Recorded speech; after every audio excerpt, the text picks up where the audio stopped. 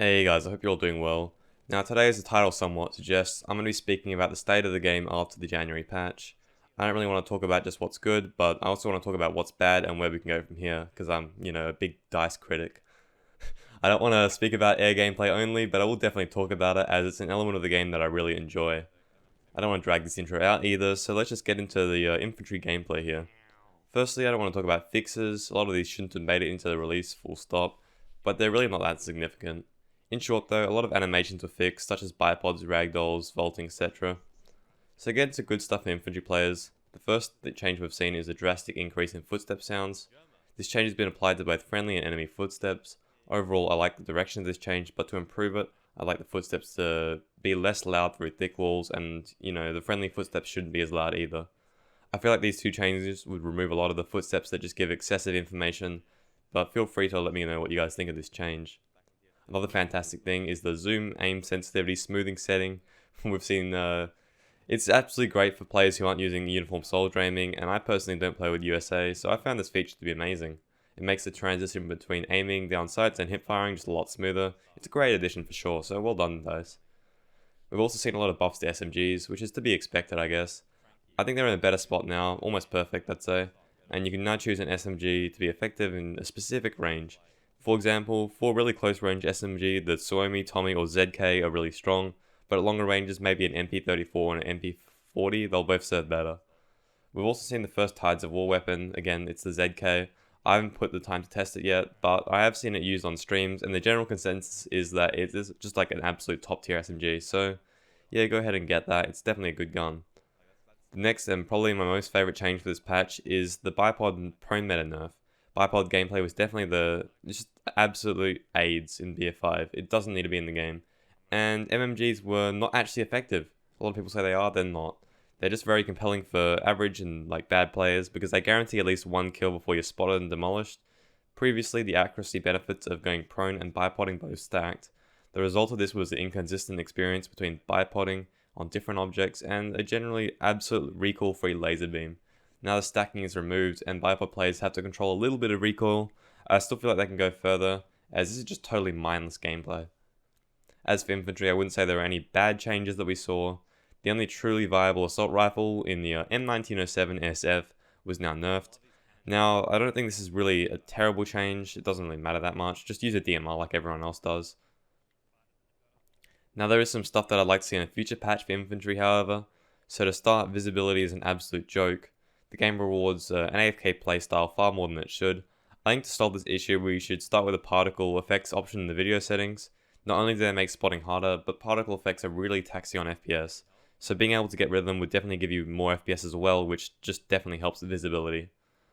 In addition to this, I guess DICE can add some more lighting to the soldiers and make them pop out a bit more. The next thing is kind of visibly related to, and that is that we need the ability to remove TAA, or Temporal Anti-Aliasing. While you can do it with a config file, this really shouldn't be necessary, and it should be available to absolutely everyone. And finally, I'd like to see the frag grenade rifle nerfed. It's currently a free kill button with a ridiculous one-hit kill radius. You basically shoot it near someone's feet, they die. Easy. Now on to the second part of this video, which is going to be focusing on air gameplay. I won't really talk about tanks at all, because I don't really play enough tanks. I do play a lot of air gameplay though, and I feel like I can give the most insight on this topic. I won't talk about dogfighting as I think it'd be too long of a rant, but I'm not even sure if it's actually salvageable for this game. So we'll focus on the public gameplay. Now quickly to talk about this, let's address the meta before and after the patch. So before the patch, the meta was pretty much just Spitfire VA performing at B+ level, with everything else besides maybe the JU-88 performing at a C- level, with the JU-88 being pretty hard to rank.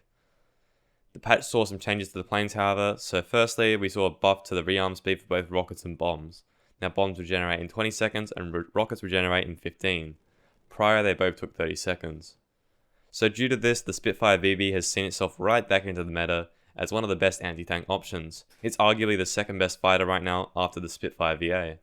The Spitfire VA saw a slight buff in its bomb reload speed, but the real star of the show, the 8303 cannons, remain unchanged and still shred aircraft and infantry faster than any other guns in the game.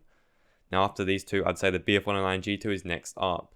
If ran using the left to right perks, its guns are still fairly strong against ground targets, and it gets a lot of nice little reinforcement upgrades as well as the faster turning speed.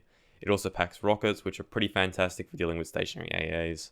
And I really don't know where to put this, but yes, the JU-88 is still really good. It can be called meta sometimes if there are no fighters on the other team, but you can't really say it is, because it will be demolished by any competent fighter pilot, especially at the Spitfire VA. Now that everything else really just doesn't have a place in this game, let's start with those things. So we'll start with my old favourite, which is the G6. Now, it's not that awful, but there's literally no point in taking this thing, unless it's for the nostalgia or maybe if the enemy is clumping very close together. It just comes down to perks, however, so we'll start with the field repair, which is okay, but it's kind of like a disadvantage as you need to have actually wing damage to use this thing over the G2's regular auto repair, which will just repair a big chunk of your health whenever you want it. The 20mm Manja Shots or whatever you call it, those things are far worse than the G2 main cannons. Again, not awful, but it's just a dead perk when it's not actually as good as the G2 cannons. Next we have the explosive damage resistance, which again, not an awful perk, but the G2 gets it instead of field repair. And it's nowhere near as good as automatic leading edge, which is what the G2 has, which just increases the performance of all control surfaces. And finally we have the rockets, which they both share. So as you can see, they both share the rockets, but the G2 just has straight up better perks because the explosive rounds don't have a place in the game. Now, onto the other planes, namely the Stukas and Mosquito. The B2 can arguably fill a spot in the meta with the 37mm against tanks, but the JU-88 does it better. The B1 can kill infantry really well, but the JU-88 does it better. The Mosquito can rocket pod tanks, bomb tanks, or kill bombers and the occasional fighter, but there is a Spitfire variant better at each of these tasks. Oh, and wait, does the Blenheim actually exist? Wait, what? So where do we go from here? Well, the idea is that you want a plane to fill every role, and in the pure fighter role, we have it about right with the G2 and VA. I like to see the VA cannons become a little bit less effective against aircraft. They're so easy to use and reward so much damage at the moment. Aside from this, I'd say the role is about perfect. Next we have the ground attack fighters with the G6 and VB. I'd say the VB is about right too. Maybe the convergence to the 50 cals could be a bit closer, and the restrictions in loadout could be removed. Now the G6 does need some work, and it's outshined by the G2 at its own task right now.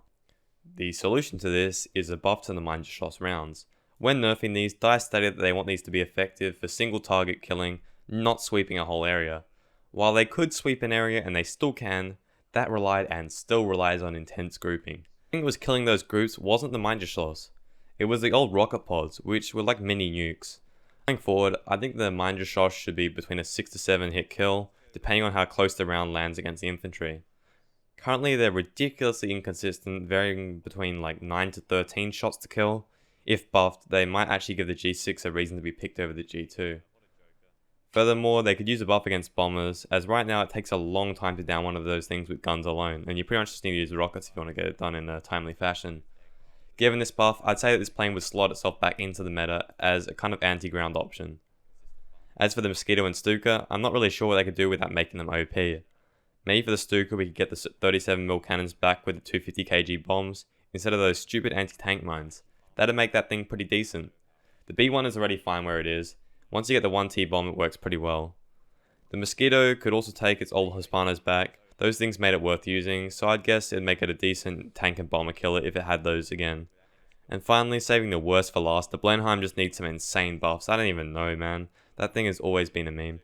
Anyway, I think that's it for my opinions on the patch, and where I'd like it to go from here. Be sure to let me know what you guys think about the patch too, and what changes you'd like to see. Anyways, take it easy guys. Peace.